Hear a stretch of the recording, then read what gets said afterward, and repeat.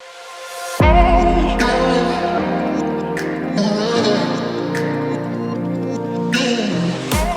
everyone, my name is Ammar Belal and I'm the founder of 1432. 1432 means I love you too. That's how you would say I love you too if you had to write it in numbers.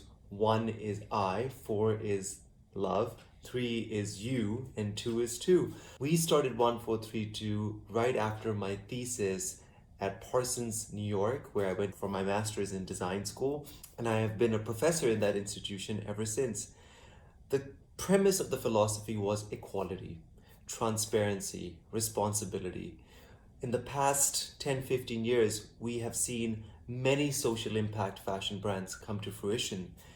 There's the one for one model, give back model. All these kind of sustainable models tell us one thing, that the new generation of users and customers, they want more meaning, they want authenticity, they want an interaction and a responsibility beyond just consuming product. What is a promise that we can make that elevates the entire industry and the standard of transparency?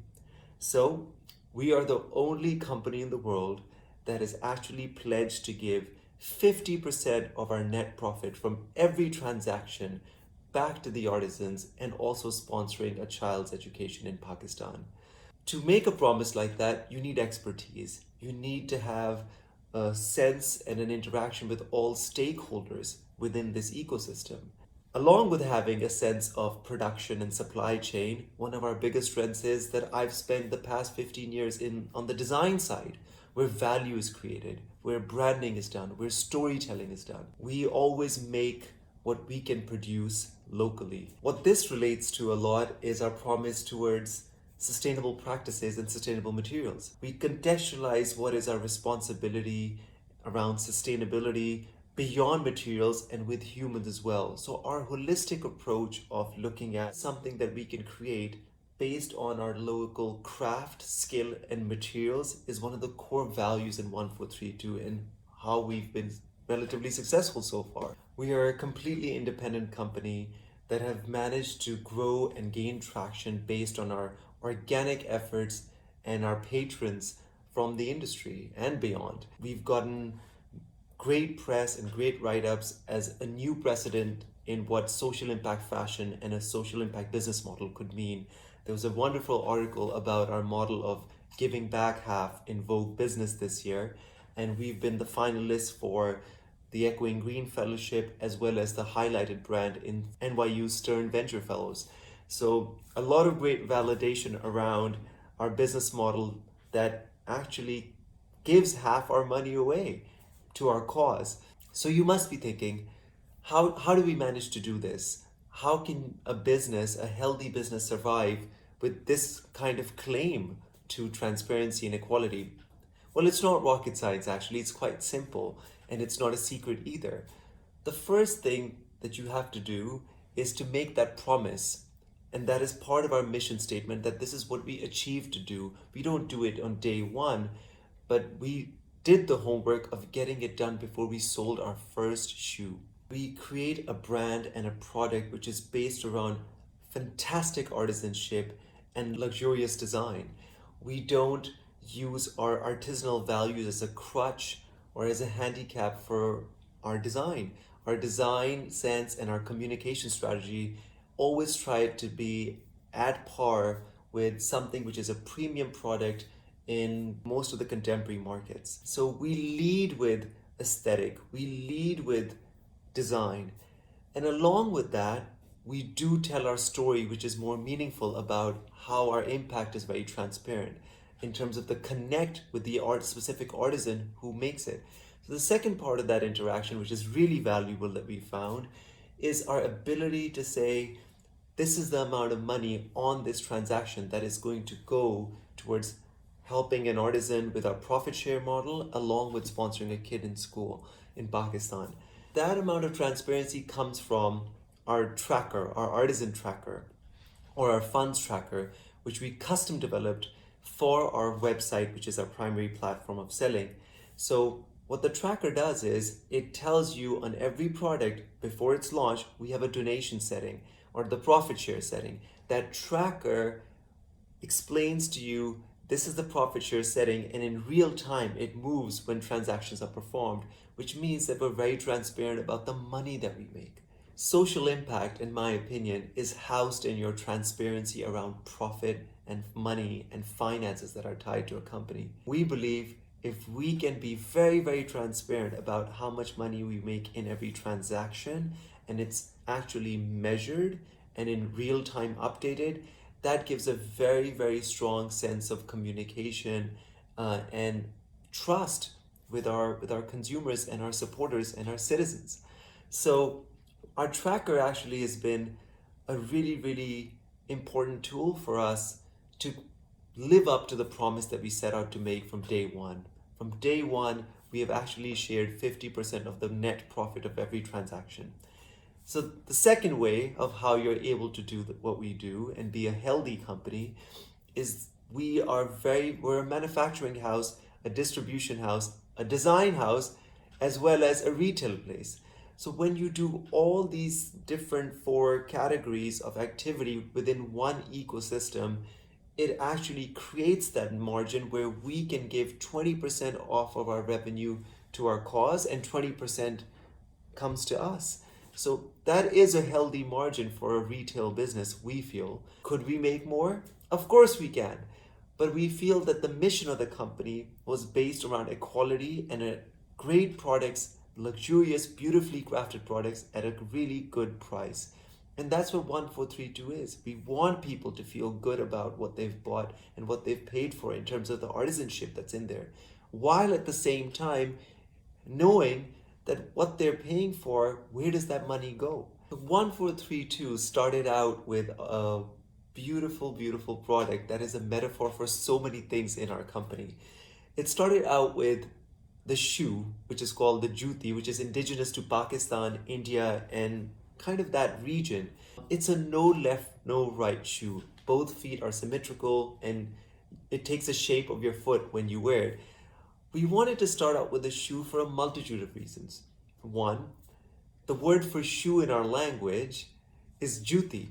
Now, the interesting fact about that is that juti as a word did not mean all shoes. It meant this specific flat slipper which had no left, no right. And ironically, that shoe was so ubiquitous, everybody was wearing it so much many, many years ago that it became the word for all shoes.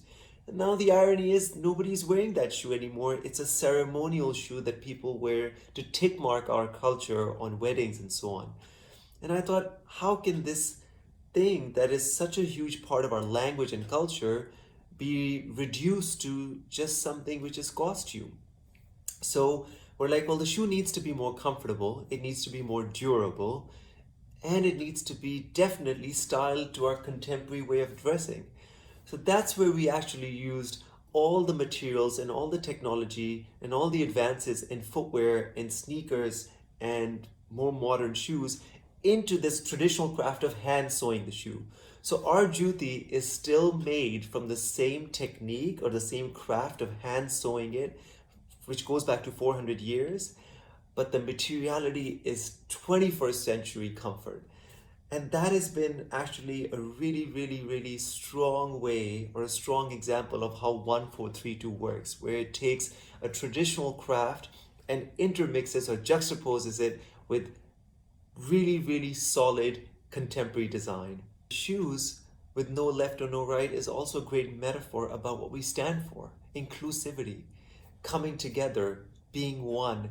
We are not about exploiting or exploring the differences amongst people. We are, as a brand, as a company, talk about how there's more things that are similar between us than things that make us different. What better way to celebrate empathy than saying, hey, walk in my shoes. Do you know what it's like to walk in my shoes?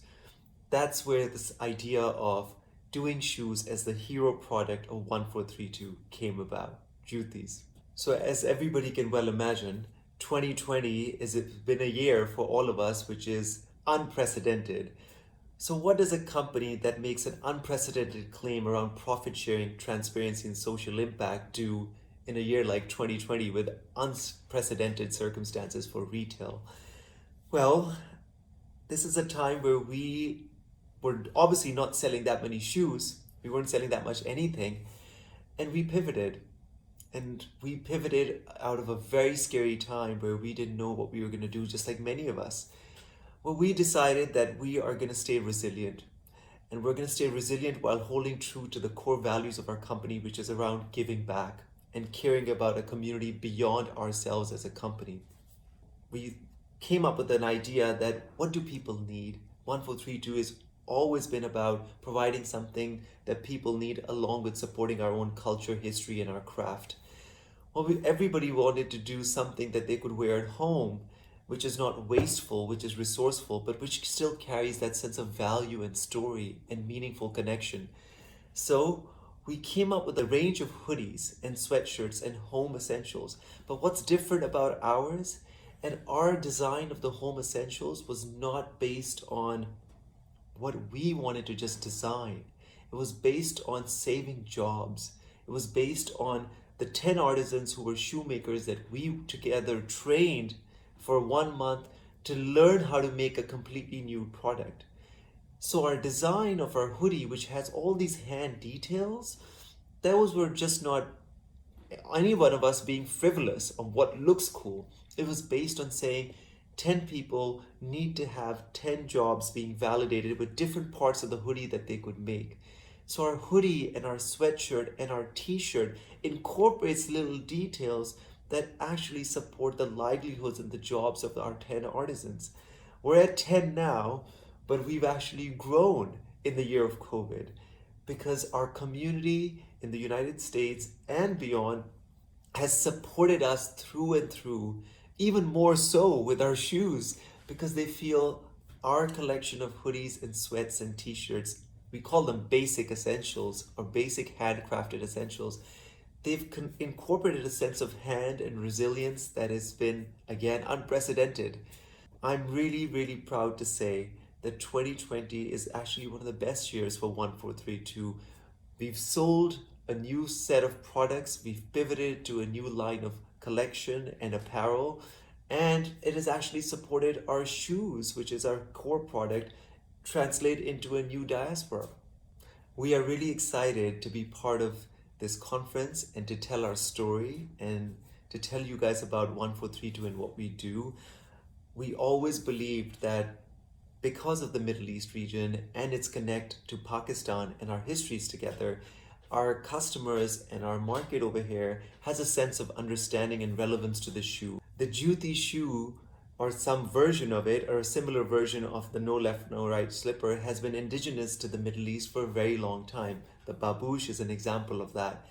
We really believe that our products and our story can resonate really, really well on a different level in the Middle Eastern community. And we hope that we can strike some great relationships and great partnerships to tell our story in this region. Please follow us on Instagram at ONE432. Our website is www.1432.com. Check out our new line of essentials. I'm sure you're going to love them.